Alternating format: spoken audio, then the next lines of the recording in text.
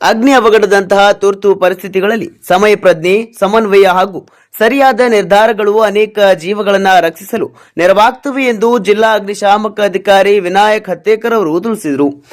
ನಗರದ ಜಿಲ್ಲಾಸ್ಪತ್ರೆಯಲ್ಲಿ ಆಯೋಜಿಸಿದ್ದ ಅಗ್ನಿ ಮುಂಜಾಗೃತಾ ಅಣಕು ಪ್ರದರ್ಶನ ಹಾಗೂ ಜಾಗೃತಿ ಕಾರ್ಯಕ್ರಮದಲ್ಲಿ ಮಾತನಾಡಿದ ಅವರು, ಆಸ್ಪತ್ರೆಗಳಂತಹ ಜನಸಂದಣಿ ಹೆಚ್ಚಿರುವ ಸ್ಥಳಗಳಲ್ಲಿ ಅಗ್ನಿ ಸುರಕ್ಷತಾ ಕ್ರಮಗಳನ್ನು ಕಟ್ಟುನಿಟ್ಟಾಗಿ ಪಾಲಿಸುವುದು ಅತ್ಯಂತ ಅಗತ್ಯವಾಗಿದೆ ಎಂದು ತಿಳಿಸಿದರು.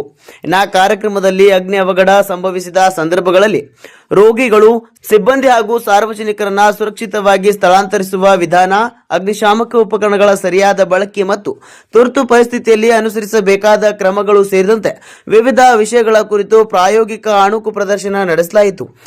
ಹಾವೇರಿ ಜಿಲ್ಲಾಸ್ಪತ್ರೆ ಸಿಬ್ಬಂದಿ ಮತ್ತು ಸಾರ್ವಜನಿಕರು ಉತ್ಸಾಹದಿಂದ ಪಾಲ್ಗೊಂಡು ಅಗ್ನಿ ಸುರಕ್ಷತೆ ಕುರಿತು ಮಹತ್ವದ ಮಾಹಿತಿಯನ್ನು ಪಡೆದುಕೊಂಡರು.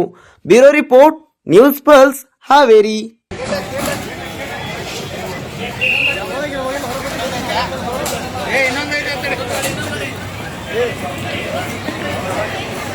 ಗೇಟ್ ತೆಗೀರಿ. ಇನ್ನೊಂದು ಬಂದ್ಮೇಲೆ ಹೊರಗಿನವ್ರಿಗೆ ಯಾರು